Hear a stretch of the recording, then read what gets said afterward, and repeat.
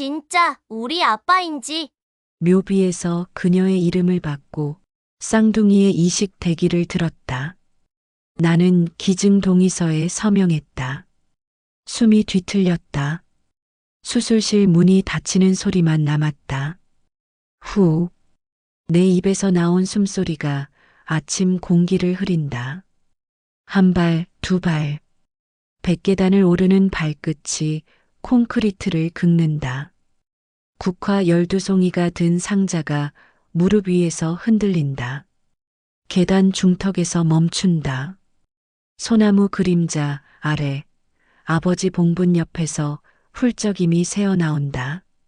작은 등이 2개 서로 기대어 앉아 있다. 아이들이 고개를 돌린다. 경계 어린 눈빛이 나를 훑는다. 죄송해요. 내 목소리가 떨린다. 왜지? 단순한 조문객인데 심장이 빨라진다. 남자아이가 일어선다. 여기는 저희 엄마 자리예요. 알고 있어. 아저씨가 누구세요? 그냥 연묘한 사람이야. 여자아이가 오빠 팔을 잡는다. 그만해. 목소리가 갈라져 있다. 울었구나. 우리 그냥 가자. 엄마한테 인사했으니까. 아이들이 일어서는 순간 묘비의 글자가 햇빛에 반짝인다. 이하연. 글자 하나하나가 망치로 가슴을 때린다.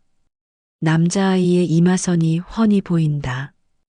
그 눈매, 그 코끝, 박혀있던 기억 조각이 툭 떨어진다. 20년 전 대학 앞 작은 중식당. 혜준아, 나 임신했어. 떨리는 목소리. 그리고 그 뒤로 연락이 끊긴 하연. 내 얼굴과 똑같은 이마선을 가진 아이가 나를 바라보고 있다. 잠깐. 내 목소리가 아이들의 발걸음을 멈춘다. 국화 상자를 계단에 내려놓는다.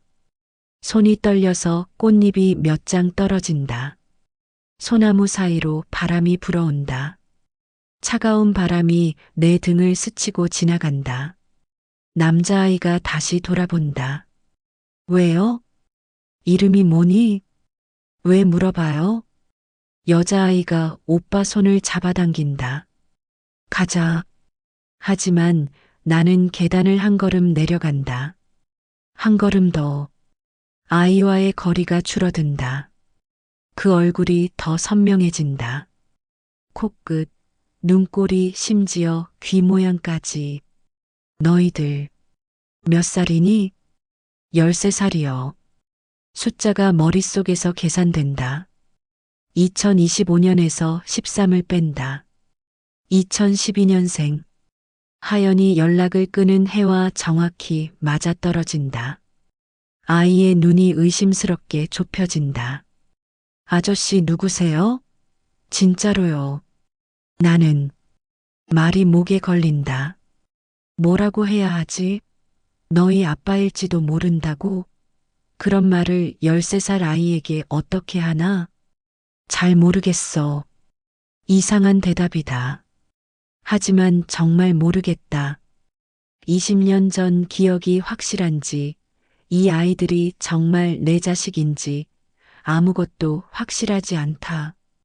여자아이가 오빠 뒤로 숨는다. 무서워. 무섭지 않아.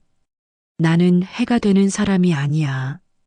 남자아이가 한 발짝 뒤로 물러선다. 증명해요. 어떻게?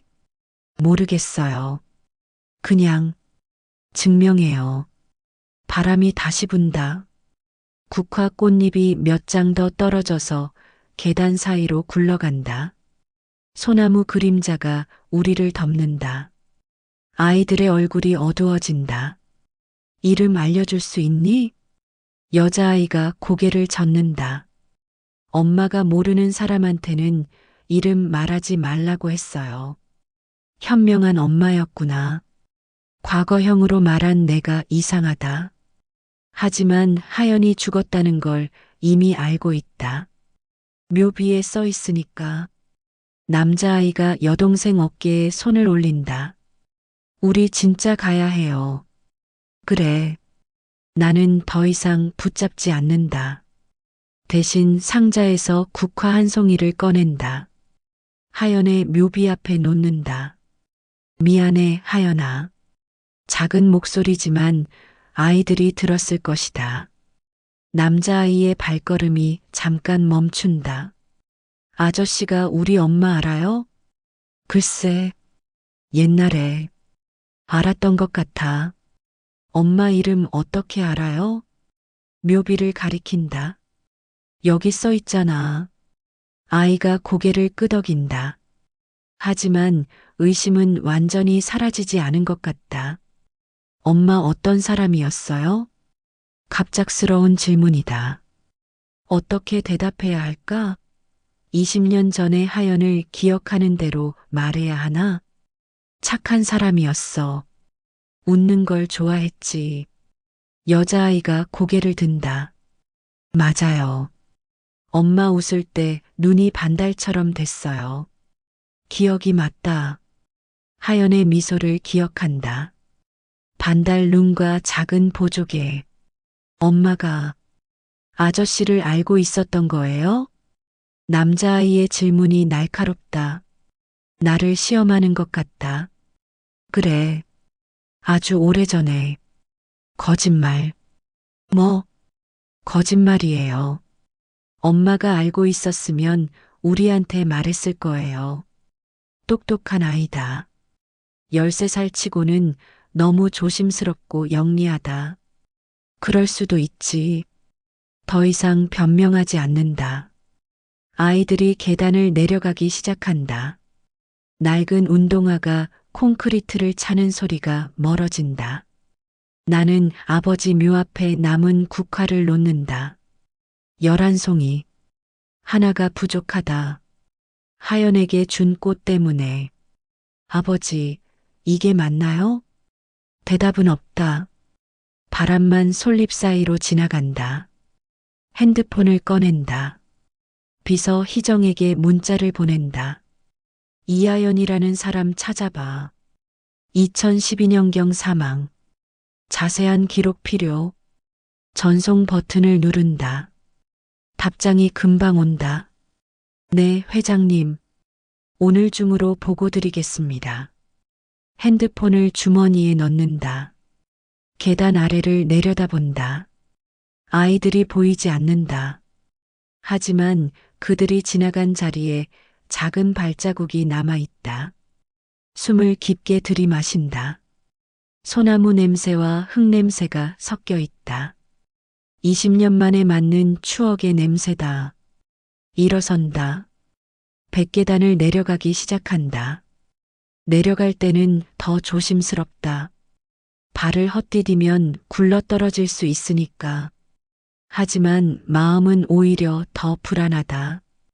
올라올 때보다 숨이 더 가쁘다. 심장이 더 빨리 뛴다. 저 아이들이 정말 내 자식일까? 질문이 머릿속에서 맴돈다. 답을 찾을 수 있을까? 찾고 싶기는 한 걸까? 계단 끝에 도착한다. 주차장에 내 차가 서 있다. 검은색 벤츠. 번호판이 햇빛에 반짝인다. 차 문을 연다. 운전석에 앉는다. 시동을 걸지 않는다. 대신 백미러로 백계단을 올려다본다. 저 위에 하연이 있다. 그리고 아까 본 아이들이 내 자식일지도 모른다. 이제 어떻게 하지? 혼잣말이 차 안에 울린다. 대답은 없다. 라디오 소리만 작게 흘러나온다. 핸드폰이 진동한다. 희정에게서 또 문자가 왔다. 회장님, 예비정보 찾았습니다.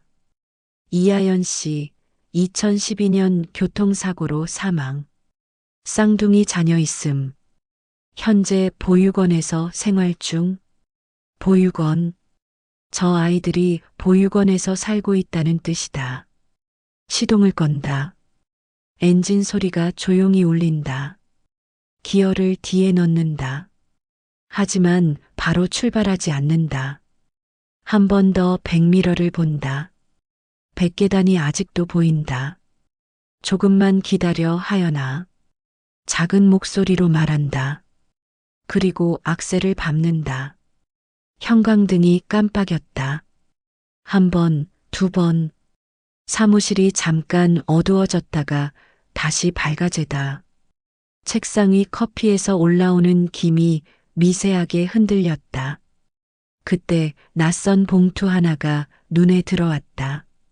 평소 같으면 지나쳤을 얇은 파일. 하지만 오늘은 계속 시선이 머물렀다. 창문 틈으로 찬바람이 스며들었다. 10월 저녁 특유의 쌀쌀함이었다. 펜을 놓는 소리가 평소보다 크게 울렸다. 딸깍. 희정이 문을 두드렸다. 똑똑똑.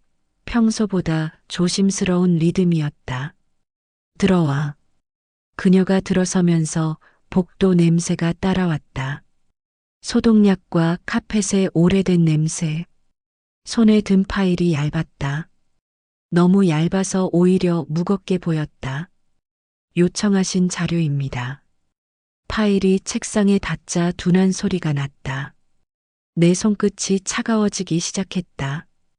펜을 잡은 손가락 끝이 하얘지다. 첫 장을 넘겼다. 사망진단서. 이하연. 2012년 11월 3일. 글자들이 또렷했지만 시야가 살짝 흐려지다. 두 번째 장. 출생신고서. 쌍둥이. 아버지라니 공백이었다. 그 빈칸이 내 시선을 잡아 끌었다. 세 번째 장부터는 영수증 덤이었다.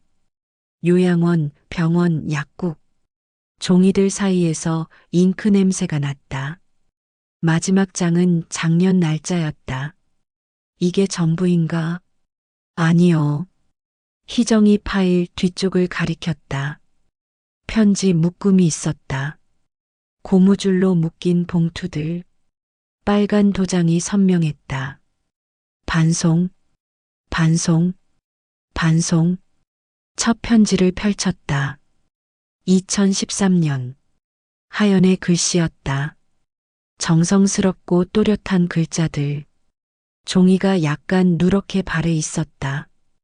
아이한테 편지를 쓴다고 생각해 본 적이 있나요? 글씨체에서 그녀의 목소리가 들리는 것 같았다. 따뜻하고 조용했던 목소리. 종이의 거친 질감이 손끝에 닿았다. 두 번째 편지. 2014년. 혜준이한테. 반말이었다. 아이들이 걸음마를 시작했어. 세 번째. 2015년. 혜준아, 보고 싶어. 편지 끝에 작은 얼룩이 있었다. 마른 눈물 같았다. 반송 도장이 계속 나타났다. 2016년, 2017년, 2018년. 그런데 2019년부터는 도장이 없었다. 희정 씨. 네. 이 편지들 내가 받은 적이 없어. 희정의 얼굴이 굳어지다. 형광등 불빛이 그녀의 이마에 그림자를 만들었다. 차가운 그림자였다. 확인해 보겠습니다. 그때 회의실 문이 열렸다. 서영이 들어왔다. 하이힐 소리가 평소보다 빨랐다. 딱딱딱 바닥을 차는 소리가 날카로웠다. 서영에게서 향수 냄새가 났다. 평소보다 진한 냄새였다. 나는 편지를 내려놓지 않았다. 무슨 일이에요? 이거 봤어? 서영의 시선이 편지에 머물렀다. 잠깐이었지만 그녀의 눈동자가 흔들렸다.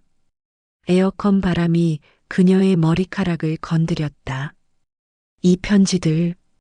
서영이 한 걸음 다가왔다. 그런데 평소보다 조심스럽게 움직였다. 의자에 앉을 때도 천천히 앉았다. 오해해요. 너무 담담한 목소리였다. 차가운 목소리였다. 그녀의 손이 테이블 위에 올려지다. 뭐가 오해야? 당신이 흔들릴까봐. 뭐? 서영이 웃었다. 웃음소리가 날카로웠다. 형광등 불빛이 그녀의 치아에 반사되었다. 흔들리잖아요. 지금 그녀의 말보다 내 숨소리가 더 컸다. 침묵이 흘렀다. 에어컨 소리만 들렸다. 휴, 휴. 차가운 바람이 계속 나왔지만 방 안이 답답했다. 언제부터? 2019년부터요. 왜? 당신을 위해서. 서영이 일어섰다.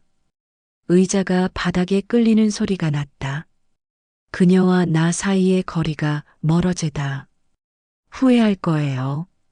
이 선택을. 나는 대답하지 않았다. 대신 편지를 다시 펼쳤다. 2019년. 혜준아, 아이들이 학교에 들어갔어. 서영이 문 쪽으로 걸어갔다. 하이힐 소리가 점점 멀어지다. 딱딱딱 소리가 복도에서 사라지다. 생각해 보세요. 우리 결혼. 문이 닫혔다. 딱. 나는 혼자 남았다. 편지를 마저 읽었다. 2020년, 2021년, 2022년. 하연의 글씨가 점점 흐려지다. 마지막 편지는 2022년 봄이었다. 혜준아, 나 많이 아파. 아이들 부탁해. 편지가 손에서 떨어지다. 카펫이 소리를 흡수했다. 방 안이 조용해지다. 내 심장 소리가 들렸다. 쿵쿵쿵 빨라지고 있었다. 손바닥에서 땀이 났다. 창밖을 봤다. 도시의 불빛들이 반짝였다. 평소와 같은 풍경이었다. 하지만 불빛들이 더 차갑게 보였다. 편지들을 다시 모았다. 고무줄로 묶었다. 손끝이 여전히 차가웠다. 종이들에서 오래된 냄새가 올라왔다. 불을 껐다. 복도를 걸어 나왔다. 내 발소리만 들렸다. 카펫이 발걸음을 흡수했다. 엘리베이터를 기다리면서 거울을 봤다. 내 얼굴이 낯설어 보였다. 형광등 불빛이 얼굴을 창백하게 만들었다. 지하 주차장으로 내려갔다. 차가운 공기가 얼굴을 때렸다. 내 차가 서 있었다. 검은색이 더 검어 보였다. 시동을 걸었다. 엔진 소리가 조용히 울렸다. 라디오를 켰다. 뉴스가 나왔다. 하지만 집중할 수 없었다. 계속 편지들이 떠올랐다. 하연의 글씨, 반송 도장, 서영의 차가운 목소리. 신호등에서 멈췄다. 빨간불이었다. 앞차의 브레이크 등이 붉게 빛났다. 초록불이 켜져다. 나도 악셀을 밟았다. 엔진 소리가 낮게 울렸다. 집까지 가는 길이 평소보다 길게 느껴지다. 똑같은 길인데 뭔가 달랐다. 가로등 불빛이 다르게 보였다. 집에 도착했다. 현관문을 열었다. 집안이 차가웠다. 난방을 켜지 않았기 때문이었다. 거실 소파에 앉았다. 편지 묶음을 테이블 위에 놓았다. 고무줄이 테이블에 닿는 소리가 작게 났다. 한 통씩 다시 읽기 시작했다. 천천히, 꼼꼼히. 종이 넘기는 소리가 방 안에 울렸다. 마지막 편지를 읽었을 때 내 눈가가 뜨거워지다. 눈물은 나오지 않았다. 그냥 뜨거웠다. 편지를 접었다. 원래 자리에 넣었다. 고무줄로 다시 묶었다. 창문 틈으로 찬바람이 들어왔다. 그 바람이 내 안까지 닿았다. 그날 밤 나는 처음으로 하연의 이름을 소리내어 불렀다. 핸드폰이 바닥에 떨어지다. 새벽 4시 22분 화면이 깨져가며 깜빡였다. 수화기 너머로 낯선 목소리가 흘렀다. 윤혜준 씨십니까? 서울시립병원입니다. 누구요? 나는 폰을 주워들며 물었다. 손끝이 차가웠다. 화면 균열 사이로 불빛이 새어나왔다. 이지은 양이 응급실에 왔는데요. 보호자 연락처에 선생님 번호가 적혀 있어서요. 이지은. 어제 봉분 앞에서 만난 여자아이의 이름이었다. 가슴이 철렁 내려앉았다. 지금 갑니다. 말이 끝나기 전에 전화를 끊었다. 옷을 대충 걸치고 차 키를 잡았다. 밖은 아직 어두웠다. 찬바람이 얼굴을 때렸다. 차 안은 차갔다. 히터를 틀었지만 온기가 돌지 않았다. 신호등마다 멈출 때마다 시계를 봤다. 4시 35분, 4시 42분. 시간이 너무 느리게 갔다. 병원 응급실 입구에 도착했다. 자동문이 열리면서 소독약 냄새가 코를 찔렀다. 형광등이 하얗게 내리쬐는 가운데 복도가 차갑게 빛났다. 이지은 양 어디에 있나요? 3번 침상입니다. 접수처 간호사가 가리킨 곳으로 걸었다. 내 발소리만 공허하게 울렸다. 타닥타닥 바닥이 차갑게 울렸다. 복도 끝에서 작은 신음소리가 들렸다. 커튼 뒤에서 남자아이 목소리가 흘렀다. 누나, 괜찮아? 조금만 참아. 아파. 의사 선생님이 곧 오실 거야. 커튼을 젖혔다. 침대에 누운 아이가 보였다. 얼굴이 하얗게 질려 있었다. 이마에 식은땀이 맺혀 있었다. 옆에 앉은 남자아이가 고개를 돌렸다. 아저씨? 어제 봉분에서 본 그 아이였다. 눈이 빨갛게 부어 있었다. 나를 보는 시선이 경계하면서도 반가웠다. 손이 떨리고 있었다. 언제부터 아팠어? 어제 밤부터요. 갑자기 배가 아프다고 해서 계속 토하고. 남자아이의 목소리가 떨렸다. 13살 아이가 감당하기엔 너무 큰 상황이었다. 의사가 나타났다. 중년 남성이었다. 피곤한 얼굴이었다. 차트를 들고 있었다. 안경 너머로 날카로운 시선이 느껴지다. 보호자분이신가요? 잠깐 망설였다. 뭐라고 대답해야 할까? 모르는 아이들인데 보호자라고 할 수 있을까? 네. 거짓말이었다. 하지만 다른 말이 생각나지 않았다. 아이들을 혼자 두고 갈 수도 없었다. 검사 결과가 나왔습니다. 의사가 차트를 넘겼다. 종이 소리가 바스락거렸다. 그 소리가 유난히 크게 들렸다. 선천성 신장 기형입니다. 양쪽 신장 모두 기능이 떨어져 있어요. 뭐라고요? 이식이 필요합니다. 말이 귀에 들어오지 않았다. 이식? 신장? 아이. 단어들이 머릿속에서 뒤섞였다. 얼마나 심각한가요? 지금 당장 위험하지는 않지만 시간이 별로 없어요. 조직 적합성이 맞는 기증자를 찾아야 합니다. 남자아이가 벌떡 일어났다. 의자가 바닥에 끌렸다. 쇠소리가 복도에 울렸다. 제 거 주면 안 돼요? 우리는 쌍둥이예요. 의사가 고개를 저었다. 안타깝지만 너도 같은 기형이야. 쌍둥이니까. 너도 언젠가는 이식이 필요할 수 있어. 아이의 어깨가 무너지다. 주저앉듯 의자에 앉았다. 손이 떨리고 있었다. 입술이 파랗게 변해 있었다. 그럼 누나가 어떻게 되는 거예요? 기증자를 찾아야 합니다. 혈연 관계자가 있다면 좋겠지만 나는 아이 앞에 무릎을 꿇었다. 차가운 바닥이 무릎에 닿았다. 아이가 놀란 눈으로 나를 봤다. 형광등 불빛이 우리 사이에서 흔들렸다. 내가 해보겠다. 뭐려? 내 신장을 줄게. 아이의 눈이 커지다.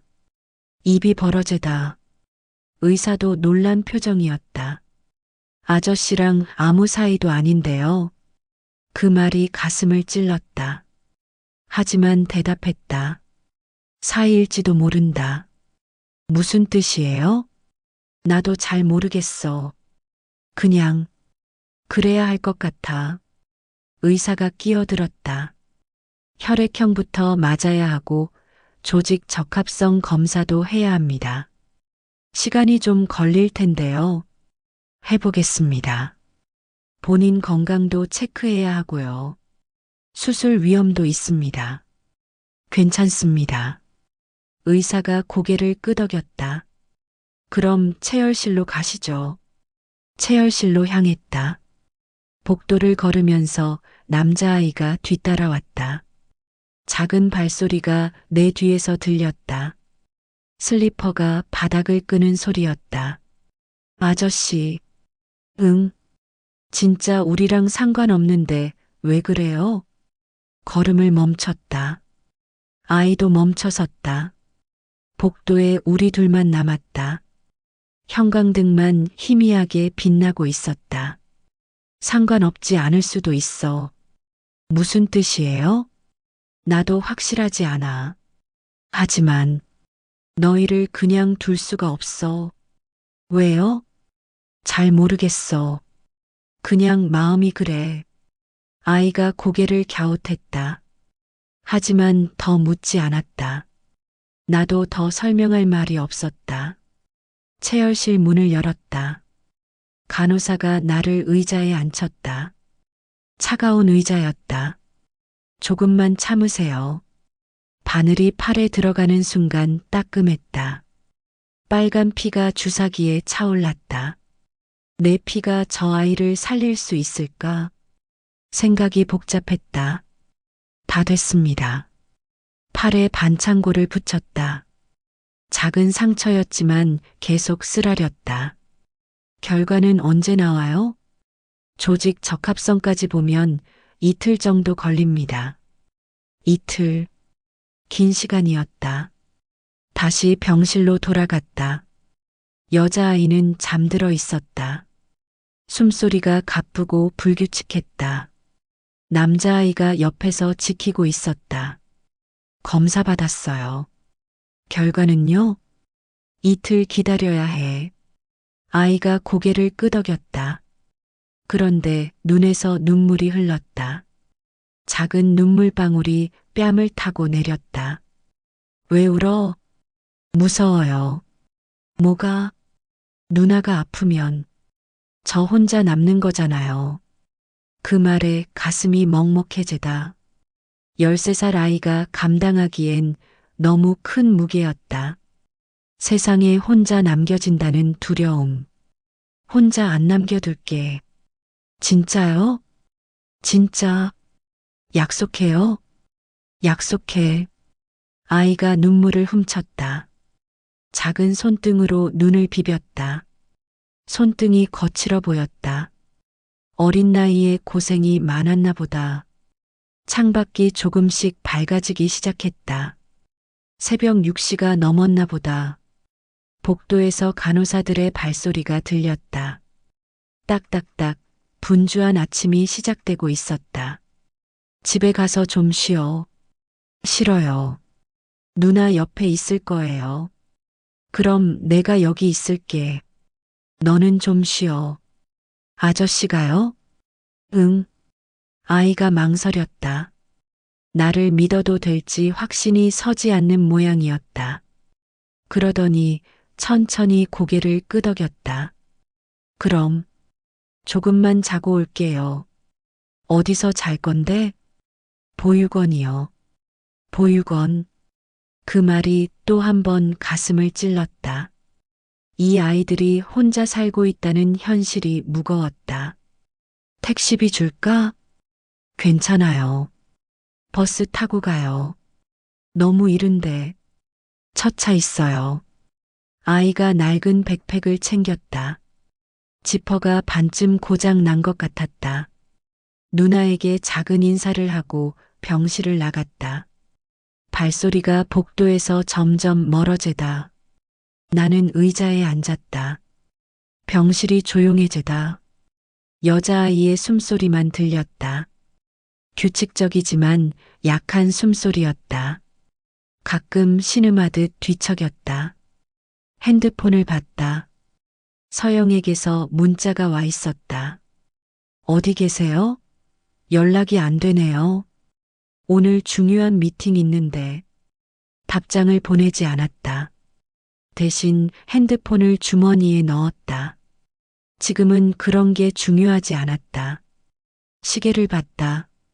7시가 다 되어갔다. 복도가 점점 분주해지다. 의사들과 간호사들이 오가기 시작했다. 새로운 하루가 시작되고 있었다. 여자아이가 눈을 떴다. 천천히 조심스럽게. 눈동자가 초점을 맞추는데 시간이 걸렸다. 아저씨? 응, 깼구나. 지훈이는요? 집에 보냈어. 좀 쉬라고.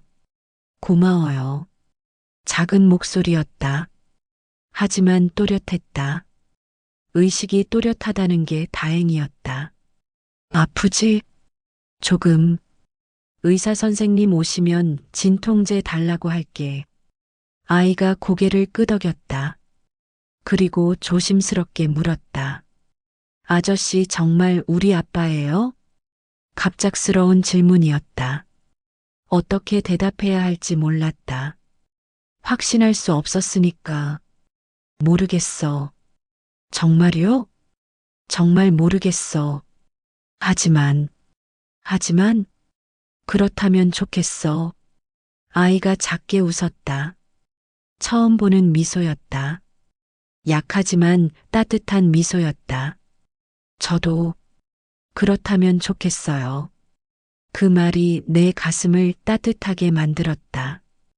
20년 만에 느끼는 이상한 감정이었다. 창밖으로 햇살이 들어왔다. 따뜻한 아침 햇살이 병실을 밝게 만들었다. 차가웠던 공기가 조금씩 따뜻해지기 시작했다. 의사가 들어왔다. 어제 밤보다 밝은 표정이었다. 상태가 좀 나아졌네요. 진통제 효과가 있나 봅니다. 언제쯤 결과가 나올까요? 내일 오후쯤이면 나올 거예요. 내일. 하루만 더 기다리면 됐다. 내 손끝에서 온기가 돌기 시작했다. 전화가 끊겼다. 의사의 목소리가 수화기 너머로 스며들다가 사라졌다. 검사 결과가 나왔습니다. 그 한마디가 모든 걸 바꿔놓을 줄은 몰랐다. 핸드폰을 내려놓는 순간 손끝이 차가워졌다. 2시간 전만 해도 희망이 있었다.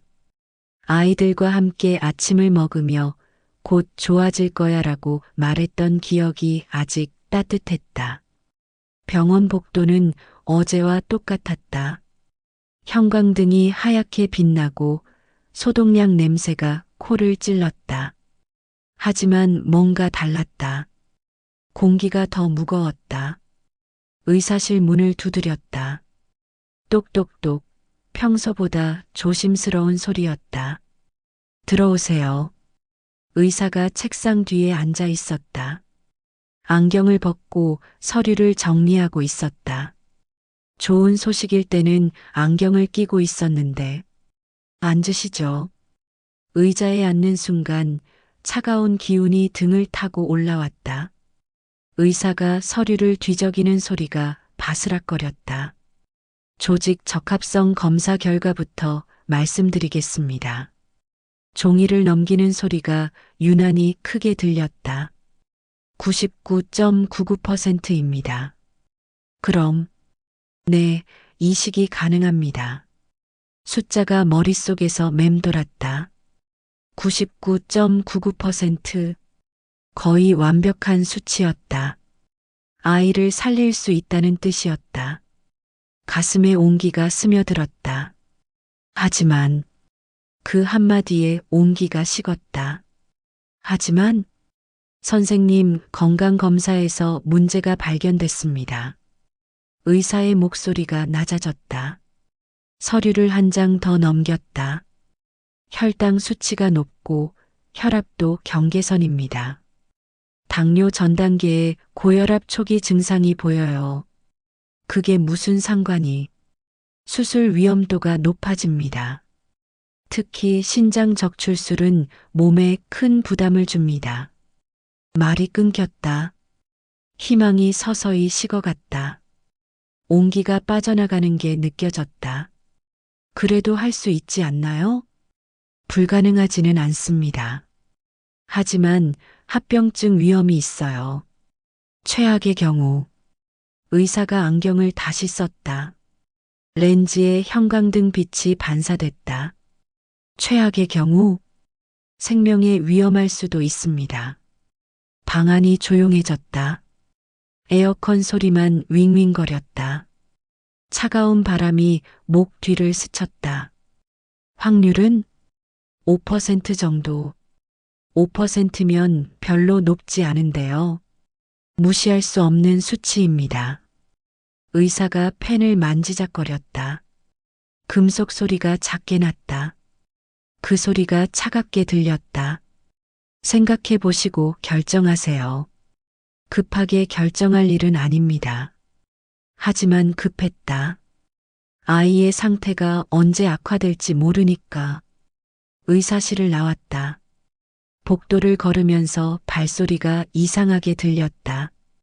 평소보다 무거웠다. 병실로 돌아갔다. 아이들이 침대 위에서 가위바위보를 하고 있었다.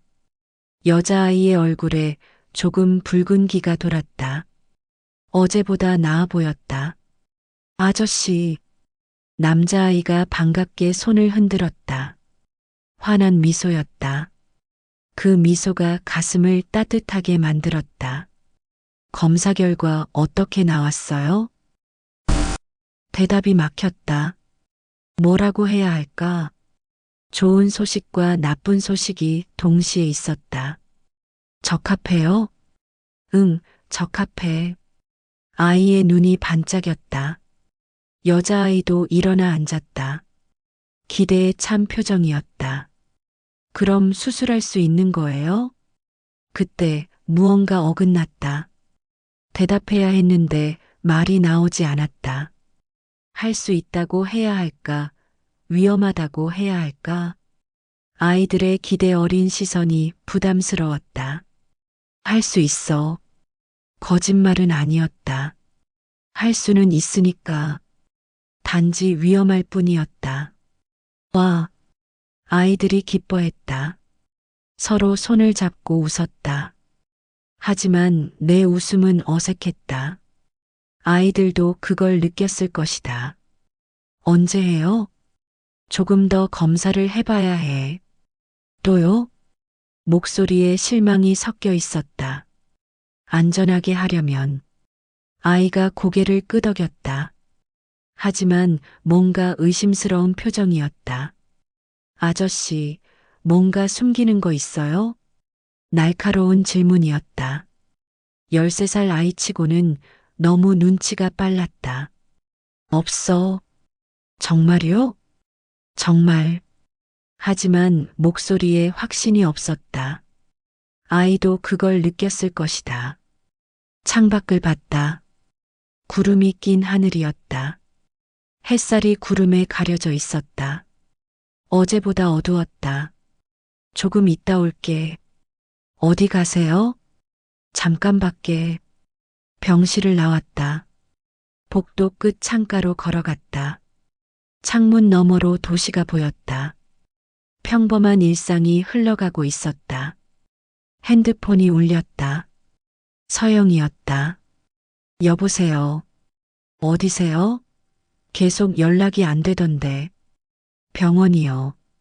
병원? 어디 아프세요? 아니요. 그럼 왜?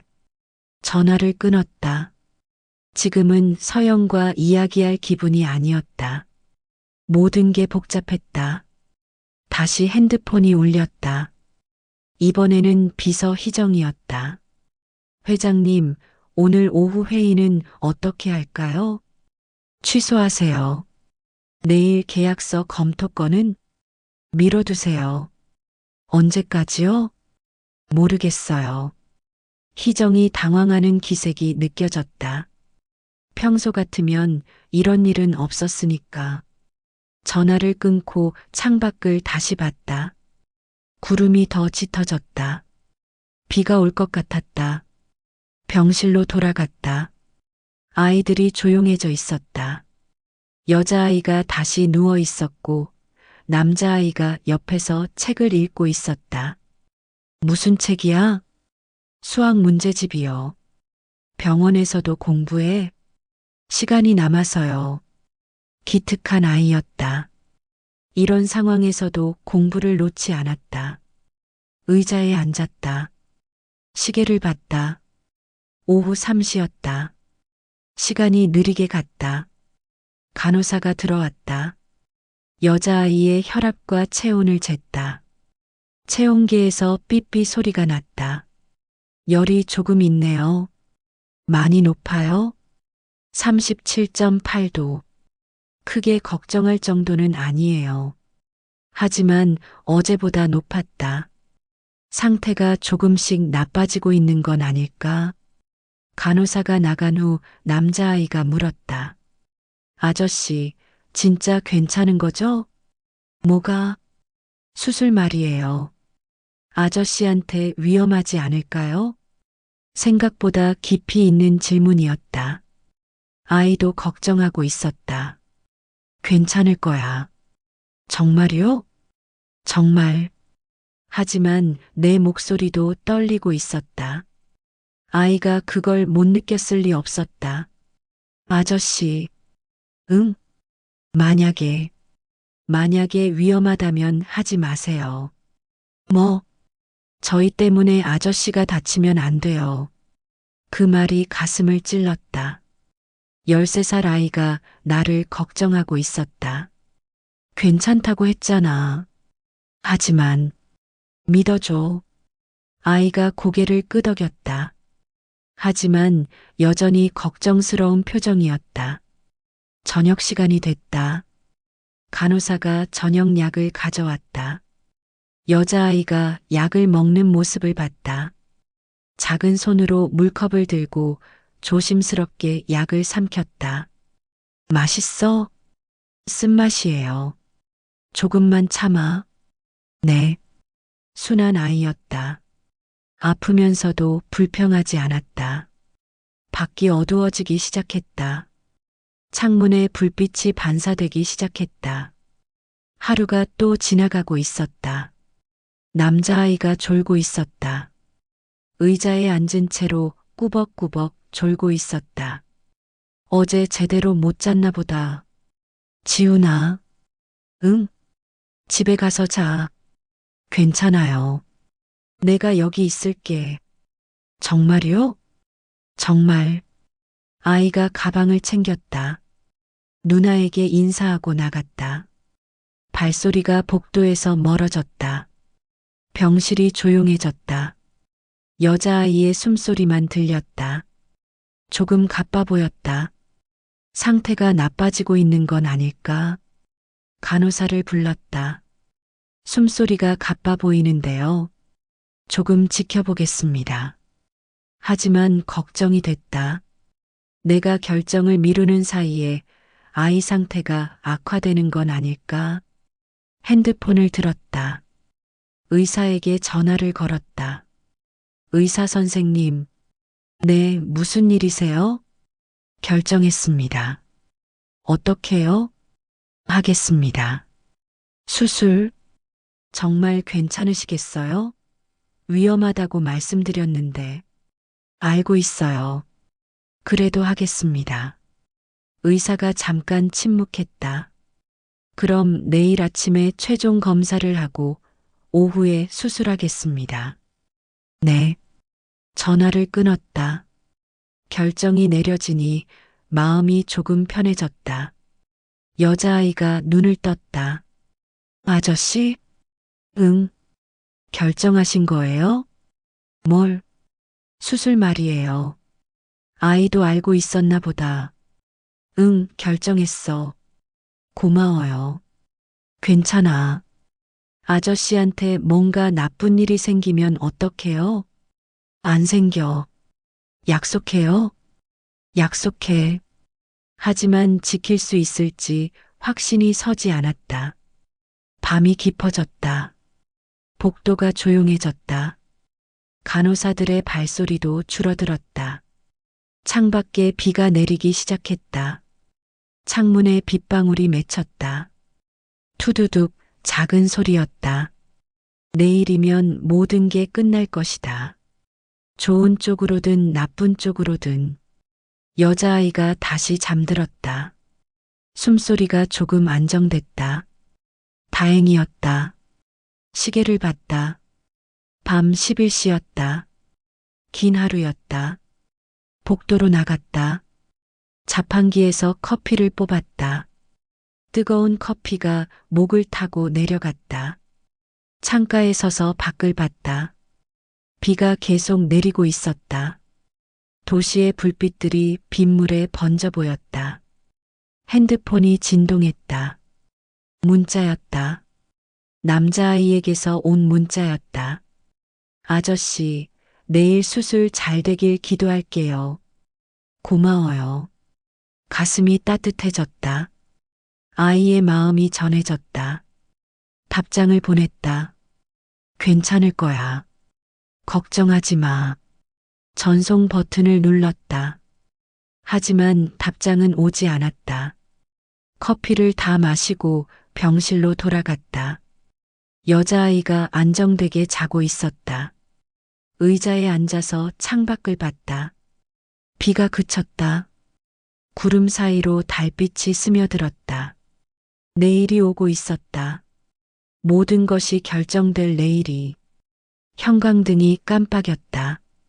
한 번, 두 번, 그리고 완전히 꺼졌다. 정전이었다. 비상등만 희미하게 켜졌다. 복도에서 간호사들이 뛰어다니는 소리가 들렸다. 몇 분 후 불이 다시 들어왔다. 하지만 뭔가 달랐다. 공기가 더 차가워진 것 같았다. 여자아이가 깼다. 무슨 일이에요? 정전이었어. 괜찮아. 무서웠어요. 이제 괜찮아. 하지만 내 목소리도 떨리고 있었다. 뭔가 불길한 느낌이 들었다. 아이가 다시 잠들었다. 하지만 나는 잠들 수 없었다. 새벽이 되도록 잠이 오지 않았다. 계속 내일 수술 생각만 했다. 창밖이 조금씩 밝아오기 시작했다. 새로운 하루가 시작되고 있었다. 핸드폰 알람이 울렸다. 오전 6시였다. 수술 예정 시간까지 8시간 남았다. 병실 전화벨이 울렸다. 의사였다. 수술 준비 때문에 연락드렸는데요. 네. 한 가지 더 확인할 게 있습니다. 뭔가요? 그때 전화선에서 잡음이 들렸다. 지지직, 지지직. 여보세요? 의사 선생님? 대답이 없었다. 여보세요? 여전히 대답이 없었다. 수화기에서 신호음만 들렸다. 길고 단조로운 신호음이 계속 이어졌다. 불빛이 흔들렸다.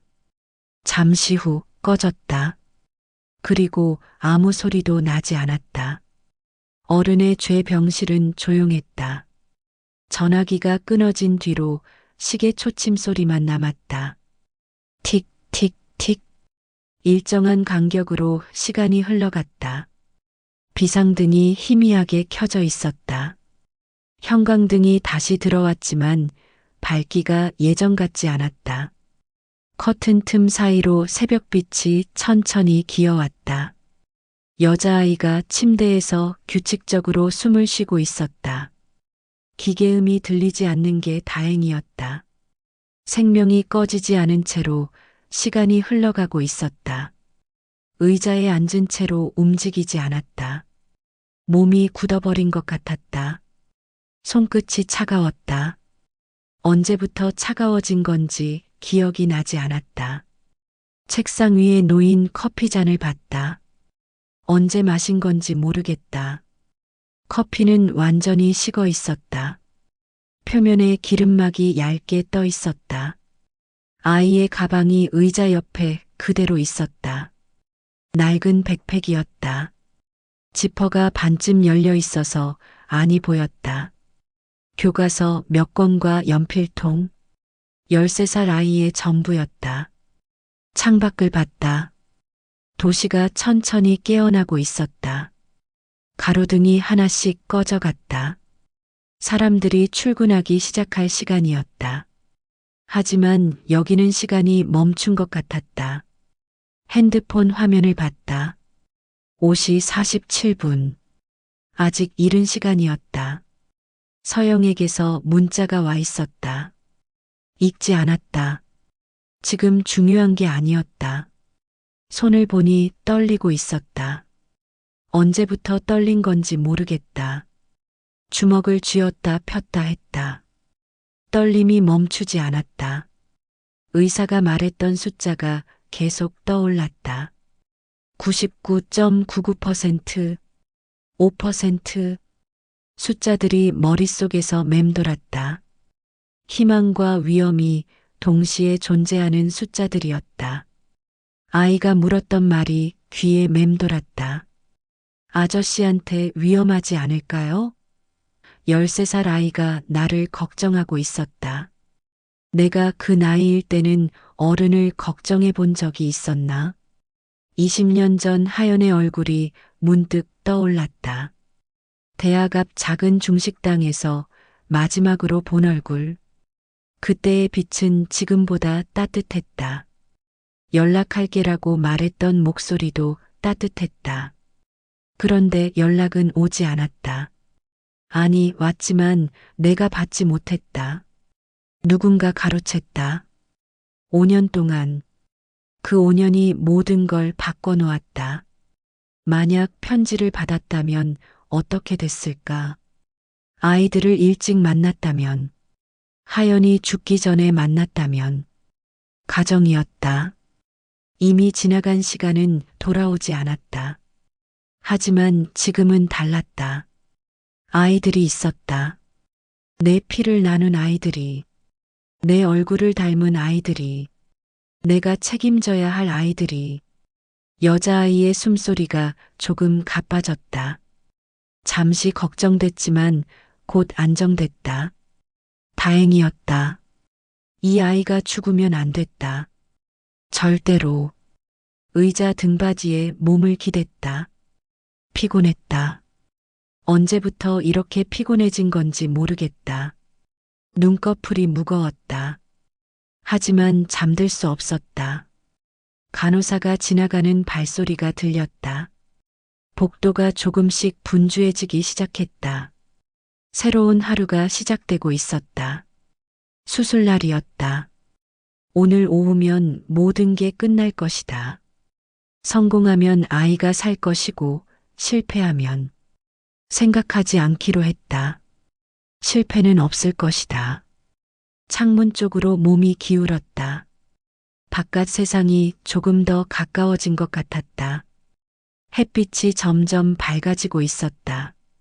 새로운 시작을 알리는 빛이었다. 손끝이 조금 움직였다. 떨림이 멈췄다.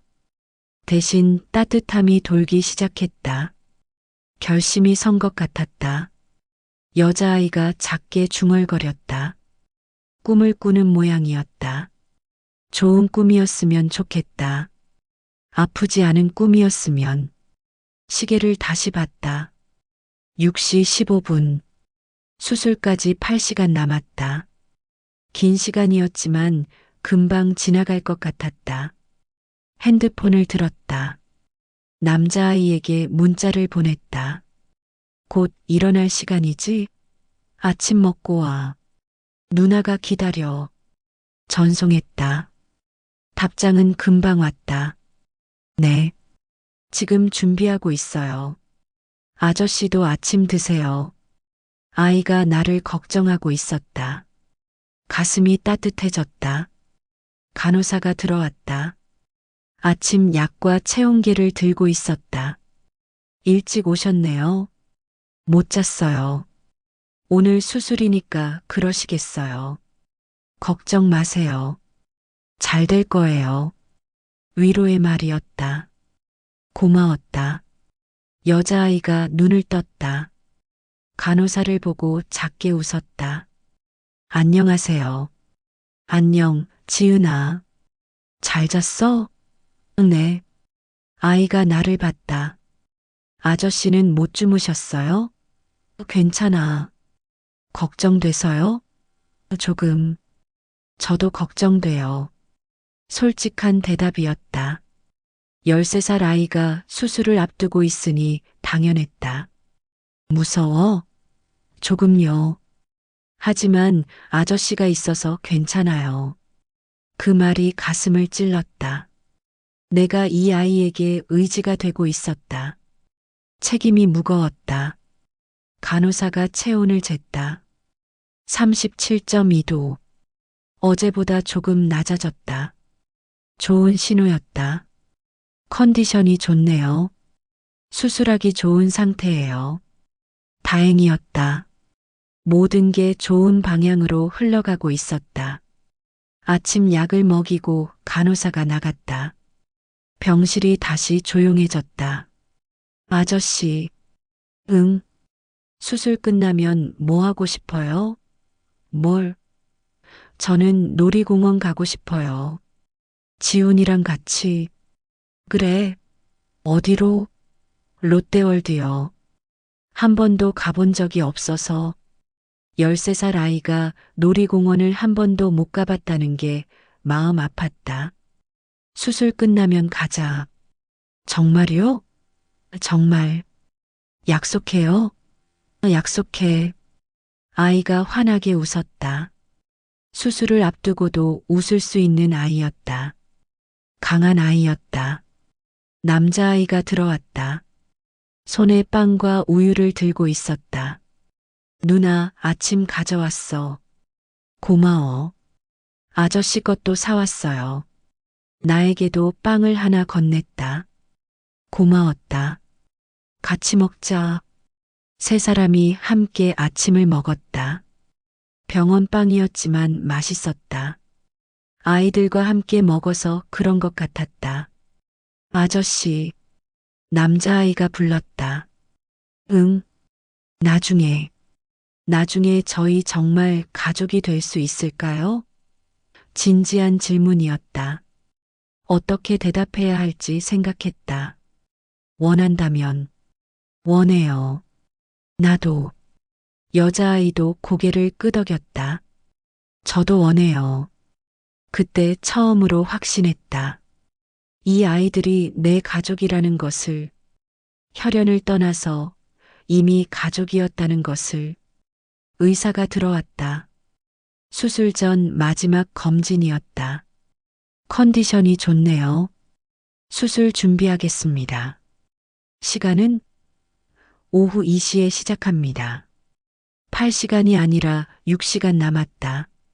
시간이 빨라졌다. 아저씨도 준비하셔야 해요. 일시부터 금식이고요. 알겠습니다. 의사가 나갔다. 이제 정말 시작이었다. 여자아이가 내 손을 잡았다. 작은 손이었다. 따뜻했다. 고마워요, 아빠.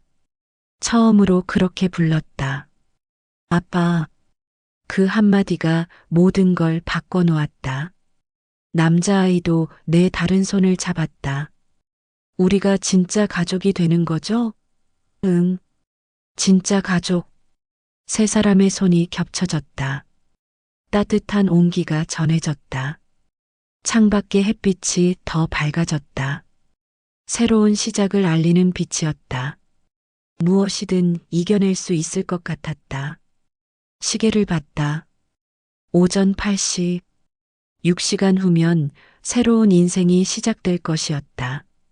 공기는 여전히 조용했다. 하지만 창밖의 빛이 아주 조금 더 가까워지고 있었다. 햇빛이 천천히 벽을 따라 움직였다. 병실 창문 너머로 새벽이 완전히 깨어나고 있었다. 공기에는 아직 밤의 차가움이 남아 있었지만 온기가 조금씩 스며들기 시작했다. 손끝에서 떨림이 멈췄다. 언제부터인지 모르게 차가웠던 손가락 끝이 다시 감각을 되찾고 있었다. 주먹을 쥐었다 폈다 했다. 혈액이 다시 돌기 시작했다. 아이들이 아직 자고 있었다. 여자아이는 침대에서, 남자아이는 소파에서. 규칙적인 숨소리가 병실을 채웠다. 평화로운 소리였다. 시계를 봤다. 오전 7시 15분. 수술까지 7시간 남았다. 이제 움직여야 할 시간이었다. 의자에서 일어났다. 몸이 굳어 있었지만 억지로 일으켰다. 다리에 감각이 돌아왔다. 몇 걸음 걸어봤다. 괜찮았다. 화장실로 갔다. 거울을 봤다. 낯선 얼굴이었다. 수염이 자라있고 눈이 부서 있었다. 하지만 눈빛은 어제와 달랐다. 더 단단해 보였다. 찬물로 세수했다. 차가운 물이 얼굴에 닿자 정신이 확실히 들었다. 수건으로 얼굴을 닦았다.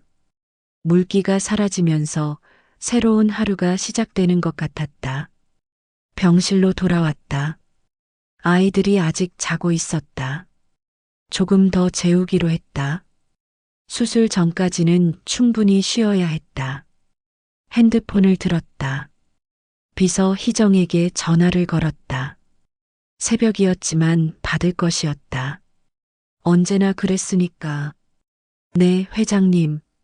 희정 씨. 일찍 일어나셨네요. 잠을 못 잤어요. 무슨 일이시라도 오늘 모든 일정 취소해 주세요. 네. 오늘 중요한 미팅이. 전부 다. 잠깐 침묵이 흘렀다. 알겠습니다. 이유를 물어보면 뭐라고? 개인 사정이라고 하세요. 네. 그리고 변호사한테 연락해서 서류 준비하라고 해주세요. 무슨 서류요? 입양 관련 서류요. 입양이요? 자세한 건 나중에 설명할게요. 전화를 끊었다. 이제 돌이킬 수 없었다. 공식적인 절차가 시작된 것이었다. 다음으로 서영에게 전화를 걸었다. 어려운 전화였지만 해야 했다. 여보세요. 서영 씨, 나예요. 어디 계세요? 어제부터 연락이. 병원이에요. 병원? 무슨 일이에요? 수술 받을 예정이에요. 수술이요? 어디가 아프신데? 신장 기증 수술이요. 긴 침묵이 흘렀다. 무슨 말씀이세요? 아이가 있어요. 내 아이가. 아이요? 쌍둥이요. 그중 한 명이 신장 이식이 필요해요. 그게 무슨. 오늘 오후에 수술해요. 또 침묵이 흘렀다. 지금 농담하시는 거죠? 진심이에요. 갑자기 무슨 아이가. 20년 전 여자친구의 아이들이에요. 서영의 숨소리가 들렸다. 빨라지고 있었다. 혹시 그 편지들 때문에? 맞아요. 미쳤어요? 목소리가 높아졌다. 미친 게 아니에요. 당연한 거예요. 당연해요? 갑자기 나타난 애들 때문에 자기 몸을 위험해. 내 자식들이에요. 증명도 안 된. DNA 검사했어요. 99.99%. 서영이 할 말을 잃었다. 우리 결혼은 어떻게 되는 거예요? 미안해요. 미안하다고요? 취소해요. 취소? 결혼 취소해요. 전화가 끊어졌다. 그럴 줄 알았다. 하지만 해야 했다. 새로운 시작을 위해서는. 병실이 다시 조용해졌다. 하지만 공기가 달랐다. 더 가벼워진 것 같았다. 여자아이가 눈을 떴다. 아저씨? 응, 일찍 깼네. 아저씨도 못 주무셨어요? 조금 잤어. 거짓말이었다. 한잠도 못 잤다. 불안해요? 조금. 저도요. 아이가 일어나 앉았다. 얼굴에 잠자리가 나 있었다. 아저씨, 응? 수술 끝나면 정말 우리 가족이 되는 거죠? 그럼. 법적으로도요? 그럼. 입양 서류 준비하라고 했어. 아이의 눈이 반짝였다. 정말요? 정말. 와. 아이가 소파에서 자던 남자아이를 깨웠다. 지훈아, 일어나. 왜? 아저씨가 우리 입양한대. 남자아이가 벌떡 일어났다. 정말요? 정말이야. 두 아이가 내게 달려왔다. 안아달라는 듯이 팔을 벌렸다. 나도 팔을 벌려 아이들을 안았다. 따뜻했다.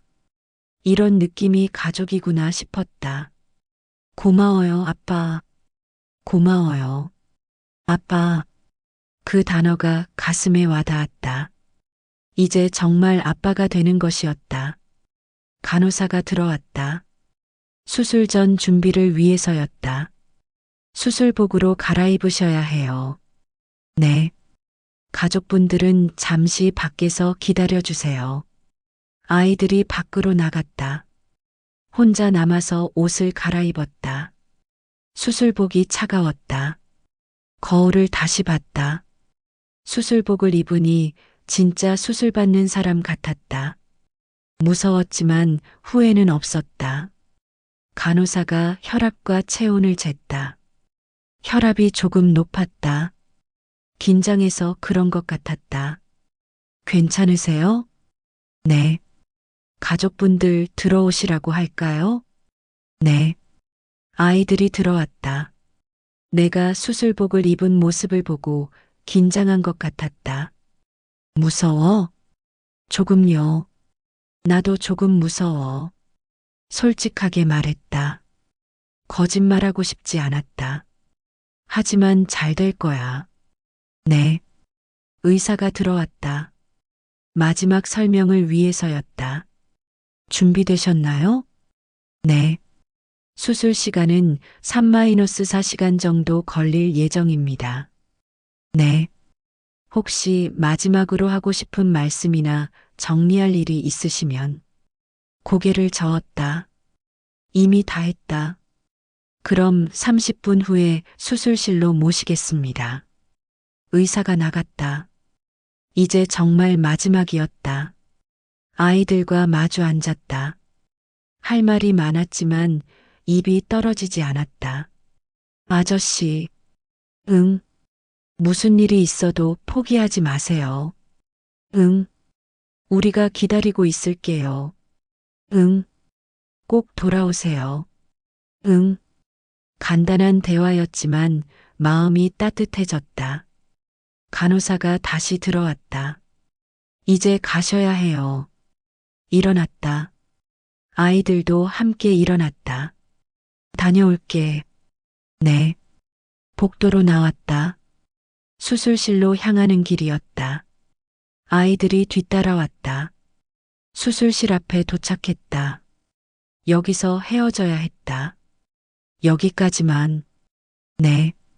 아이들과 마지막 인사를 했다. 포옹했다. 따뜻했다. 사랑해. 처음으로 그런 말을 했다. 아이들도 대답했다. 저희도 사랑해요. 수술실 문이 열렸다. 들어가야 할 시간이었다. 뒤돌아보지 않고 걸어갔다. 새로운 시작을 향해서 수술실 자동문이 닫혔다. 바람이 얼굴에 닿았다. 차가웠지만 상쾌했다. 수술대에 누웠다. 천장의 조명이 눈부셨다. 마취제가 들어가기 시작했다. 의식이 흐려지기 시작했다. 마지막으로 아이들의 얼굴이 떠올랐다.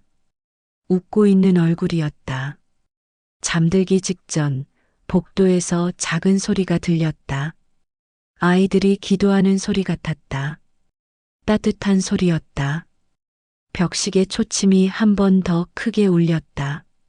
그 소리가 멈춘 자리에서 새로운 시간이 시작되고 있었다. 형광등이 깜빡였다. 회복실의 하얀 조명이 한 번 어두워졌다가 다시 밝아졌다. 마취에서 깨어난 지 2시간이 지났지만 시야가 아직 흐릿했다. 옆에서 작은 움직임이 들렸다. 누군가 의자에 앉아 있었다. 고개를 돌리려 했지만 목이 뻣뻣했다. 아저씨? 여자아이의 목소리였다. 조심스럽고 떨리는 목소리였다. 깨셨어요? 눈을 깜빡였다. 대답이었다. 목에 관이 들어가 있어서 말할 수 없었다. 수술 잘 끝났어요. 의사 선생님이 성공했다고 하셔서. 아이의 목소리에 안도감이 섞여 있었다. 손끝이 조금 움직였다. 살아있다는 신호였다. 간호사가 들어왔다. 차트를 확인하고 기계의 숫자들을 적었다. 삐삐 삐삐. 심장 박동기에 규칙적인 소리가 들렸다. 의식이 돌아오고 있네요. 곧 관을 빼드릴 수 있을 것 같아요. 간호사가 나가고 병실이 다시 조용해졌다. 아이가 의자를 침대 가까이 끌어당겼다. 쇠 다리가 바닥에 끌리는 소리가 났다. 아저씨. 지훈이는 학교 갔어요. 수업 빠지면 안 된다고 해서. 고개를 끄덕였다. 아주 조금만. 아이가 알아봤다. 저는 여기 있을게요. 아저씨 혼자 두면 안 되잖아요. 아이의 손이 내 손 위에 올려졌다. 작고 따뜻한 손이었다. 수술 후 차가워진 내 손과 대조됐다. 시간이 천천히 흘렀다. 창밖에서 오후의 빛이 들어왔다. 노란 빛이 벽을 따라 움직였다. 의사가 들어왔다. 관을 빼는 시간이었다. 아이가 밖으로 나갔다. 목에서 관이 빠지자 목이 따끔했다. 기침이 나왔다. 목소리가 나올까 해서 입을 벌렸다. 아, 쉰 목소리였지만 소리가 났다. 다행이었다. 의사가 미소를 지었다. 목소리 나오네요. 며칠 더 쉬시면 완전히 회복될 거예요. 아이는 괜찮아요. 이식이 성공적으로 끝났어요.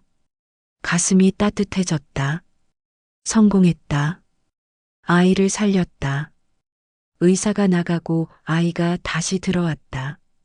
내가 깨어 있는 모습을 보고 눈이 반짝였다. 목소리 나와요? 응. 한마디였지만 아이가 좋아했다. 다행이에요. 아이가 다시 내 손을 잡았다. 이번에는 더 단단하게. 아저씨. 응? 고마워요. 괜찮아. 아니에요. 정말 고마워요. 아이의 눈에 눈물이 고였다. 흘리지는 않았지만 감정이 느껴지다. 아저씨가 아니었으면 저 죽을 뻔했어요. 그런 말하지 마. 정말이에요. 아이가 가방에서 무언가를 꺼냈다. 편지 봉투였다. 낡고 구겨진 봉투였다. 이거 드릴게요. 뭐야? 엄마가 아저씨한테 쓴 마지막 편지예요. 손이 멈췄다. 하연의 마지막 편지. 아직 읽지 못한 편지가 있었나? 언제? 돌아가시기 일주일 전에 써놨어요. 저한테 주면서 나중에 아빠 찾으면 전해달라고. 아이가 봉투를 내 손에 올려놨다. 종이가 부드러웠다. 오래된 종이의 질감이었다. 읽어볼까? 네. 봉투를 열었다. 편지지 한 장이 들어있었다. 하연의 글씨였다. 마지막 편지치고는 글씨가 또렷했다. 혜준아, 이제 정말 마지막인 것 같아. 아이들 부탁해. 지은이와 지훈이를 잘 키워줘. 내가 못다한 사랑을 대신해줘. 미안해. 그리고 고마워. 사랑해. 짧은 편지였다. 하지만 모든 게 담겨 있었다. 편지를 접었다. 눈가가 뜨거워지다. 눈물이 났지만 참았다. 엄마가, 응? 엄마가 아저씨 얘기 많이 했어요. 어떤 착한 사람이라고. 언젠가는 우리를 찾아줄 거라고. 아이의 목소리가 작아졌다.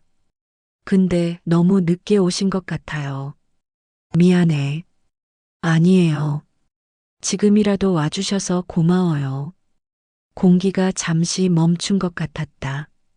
아이가 다시 말했다. 아저씨, 응? 우리 진짜 가족이죠? 그럼. 법적으로도? 그럼. 서류 다 준비했어. 와. 아이가 처음으로 환하게 웃었다. 수술 후 처음 보는 진짜 미소였다. 남자아이가 들어왔다. 학교에서 돌아온 모양이었다. 교복을 입고 있었다. 아저씨, 지훈아, 깨셨네요. 아이가 달려와서 내 손을 잡았다. 양쪽에서 두 아이가 내 손을 잡고 있었다. 수업은 어땠어? 좋았어요. 친구들한테 아빠가 생겼다고 했어요. 뭐라고 하던? 부러워했어요. 아이들이 웃었다. 나도 웃었다. 가족의 웃음이었다. 간호사가 들어와서 저녁약을 가져왔다. 통증 완화제였다. 아직 아프시죠? 조금. 며칠 더 드시면 괜찮아질 거예요. 약을 먹고 나니 졸음이 왔다. 마치 후유증이었다. 조금 잘게. 네. 아이들이 조용히 자리를 지켰다. 잠들기 전에 두 아이의 얼굴을 봤다. 평화로운 얼굴들이었다. 꿈에서 하연을 만났다. 20년 전 모습 그대로였다. 웃고 있었다. 고마워. 뭐가? 아이들 지켜줘서 당연한 거야. 늦었지만 괜찮아. 지금이라도. 하연이 손을 내밀었다. 나도 손을 내밀었다. 하지만 닿지 않았다. 잘 키워줘. 응. 사랑해줘. 응. 하연이 점점 멀어지다. 빗속으로 사라져갔다. 눈을 떴다. 밤이었다. 아이들이 아직 자리에 있었다. 소파에서 나란히 자고 있었다. 시계를 봤다. 밤 10시였다. 하루가 지나간 것 같았다. 창밖을 봤다. 별이 보였다. 오랜만에 보는 별이었다. 내일부터는 달라질 것이었다. 아이들과 함께하는 새로운 인생이 시작될 것이었다. 손끝이 따뜻해지기 시작했다. 혈액순환이 돌아오고 있었다. 회복의 신호였다. 여자아이가 뒤척였다. 깨는 것 같았다. 아저씨? 응. 안 주무세요? 조금 깼어. 아파요? 괜찮아. 아이가 일어나서 내 이마에 손을 댔다. 열이 있는지 확인하는 것 같았다. 열은 없는 것 같아요. 고마워. 제가 간호해 드릴게요. 내가? 응. 엄마처럼. 아이의 목소리에 진심이 담겨 있었다. 엄마가 간병 일했거든요. 저도 많이 봤어요. 그래. 응. 아픈 사람 돌보는 거. 아이가 물컵을 가져왔다. 빨대를 꽂아서 내 입에 갖다 댔다. 물 드세요. 물이 목으로 넘어갔다. 시원했다. 고마워. 괜찮아요. 남자아이도 깼다. 누나 뭐해? 아빠 간병하는 거야. 아빠. 그 단어가 자연스럽게 나왔다. 나도 도와줄게.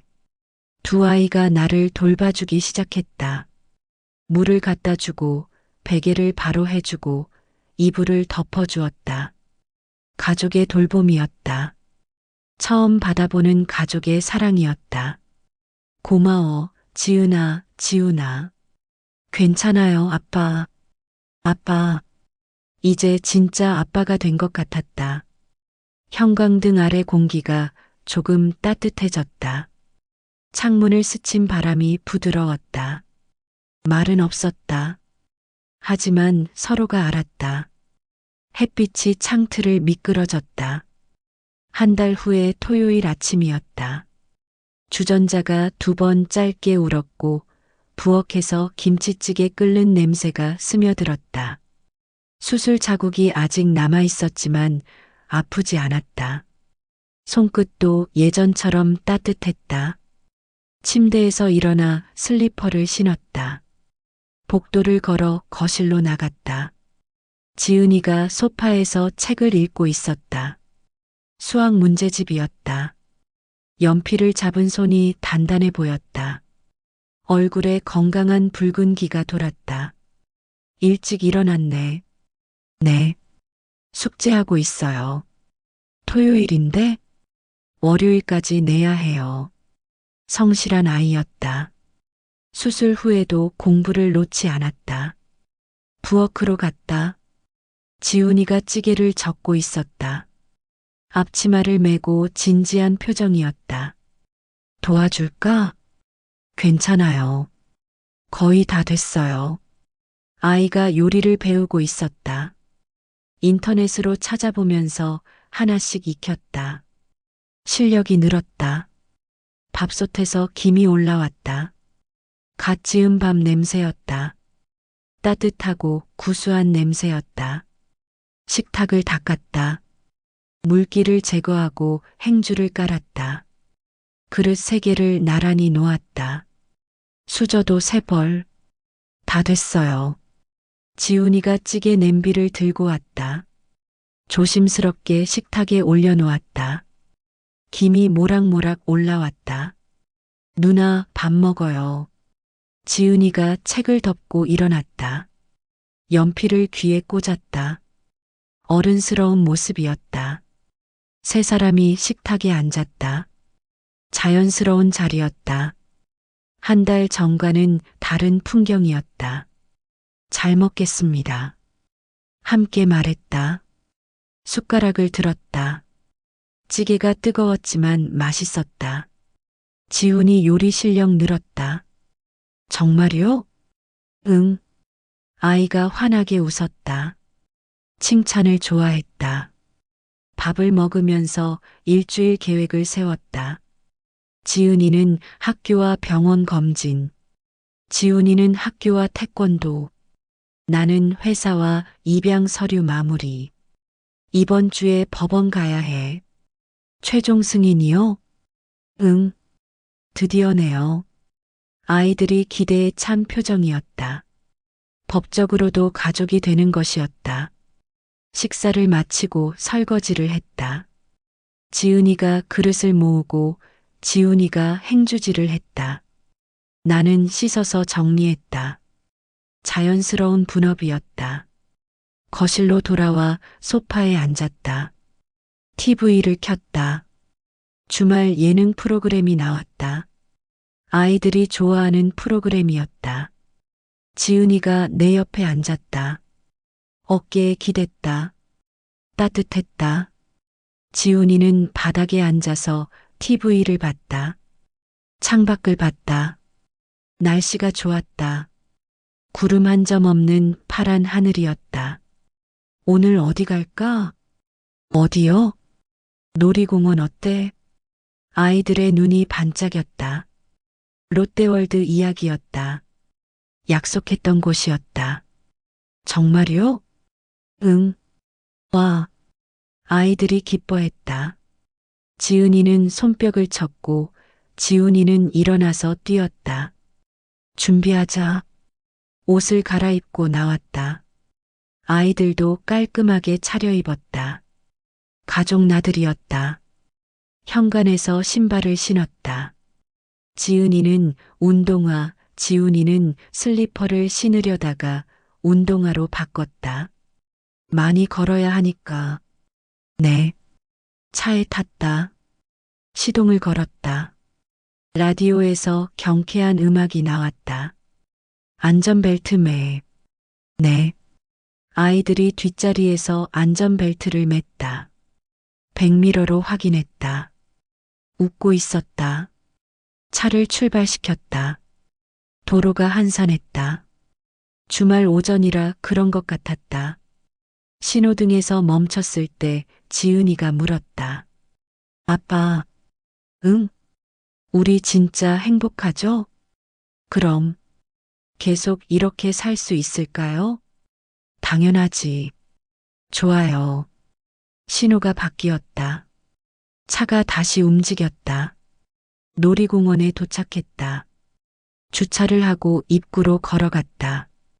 사람들이 많았다. 가족 단위가 대부분이었다. 표를 끊고 들어갔다. 아이들이 신기해했다. 처음 와보는 곳이었으니까. 뭐부터 탈까? 회전목마요. 지은이가 먼저 말했다. 순진한 선택이었다. 회전목마에 탔다. 아이들이 각각 말을 골랐다. 나도 옆에서 말에 올라탔다. 음악이 시작되고 목마가 돌기 시작했다. 아이들이 좋아했다. 손을 흔들면서 웃었다. 사진을 찍어달라고 했다. 직원이 찍어줬다. 가족 사진이었다. 처음 찍는 가족 사진이었다. 롤러코스터도 탔다. 지은이는 무서워했지만 끝까지 탔다. 지훈이는 재미있어 했다. 점심을 먹고 오후에도 계속 놀았다. 범퍼카, 바이킹, 회전근해. 모든 게 새로웠다. 저녁 시간이 되어서야 나왔다. 아이들이 피곤해 보였지만 행복해 보였다. 집으로 돌아오는 길에 아이들이 잠들었다. 백미러로 봤다. 평화로운 얼굴들이었다. 집에 도착해서 아이들을 깨웠다. 비몽사몽한 상태로 집에 들어갔다. 씻고 잠옷으로 갈아입었다. 하루가 길었지만 좋은 하루였다. 거실에서 아이들과 함께 앉았다. 오늘 사진들을 폰으로 봤다. 웃는 얼굴들이 많았다. 오늘 재미있었어? 네. 또 가고 싶어? 네. 아이들이 대답했다. 기운이 넘쳤다. 시간이 늦어져서 아이들을 재웠다. 양치를 하고 침대에 눕혔다. 잘 자. 네. 아빠도 잘 자세요. 방불을 끄고 나왔다. 복도가 조용했다. 거실에 혼자 앉았다. 정리할 게 있었다. 서랍을 열어서 서류들을 꺼냈다. 입양 관련 서류들이었다. 거의 다 준비됐다. 다음 주면 마무리될 것이었다. 그 밑에서 낡은 봉투를 발견했다. 하연의 편지들이었다. 반송 도장이 찍힌 편지들. 하나씩 꺼내서 읽어봤다. 예전에는 아팠지만 지금은 괜찮았다. 그냥 추억이었다. 마지막 편지를 읽었다. 아이들 부탁해. 사랑해줘. 하연의 마지막 부탁이었다. 잘 키우고 있어, 하연아. 작은 목소리로 말했다. 대답은 없었지만 들리는 것 같았다. 편지들을 다시 정리해서 넣었다. 보관할 것이었다. 아이들이 커서 보여줄 수 있도록. 서랍을 닫고 불을 껐다. 침실로 들어갔다. 침대에 누웠다. 천장을 봤다. 하루가 지나갔다. 평범하지만 특별한 하루였다. 내일은 일요일이었다. 늦잠 자고 브런치 먹고 영화 보기로 했다. 가족의 일요일이었다. 눈을 감았다. 잠이 오기 시작했다. 꿈에서도 아이들과 함께할 것 같았다. 복도에서 작은 소리가 들렸다. 화장실 가는 소리였다. 지훈이인 것 같았다. 슬리퍼 끄는 소리가 들렸다. 다시 조용해졌다. 모두 잠든 것 같았다. 시계를 봤다. 밤 11시였다. 적당한 시간이었다. 창문을 조금 열었다. 밤바람이 들어왔다. 시원했다. 커튼이 살짝 흔들렸다. 부드러운 움직임이었다. 내일 아침에는 팬케이크를 만들어주기로 했다. 지은이가 좋아하는 것이었다. 계획을 세우다가 잠들었다. 평온한 잠이었다. 새벽에 한 번 깼다. 아이들 방에서 소리가 났나 해서였다. 하지만 조용했다. 다시 잠들었다. 꿈에서 세 사람이 함께 걷고 있었다. 어디론가 향하고 있었다. 밝은 곳으로. 아침에 눈을 떴다. 일요일 아침이었다. 햇빛이 밝았다.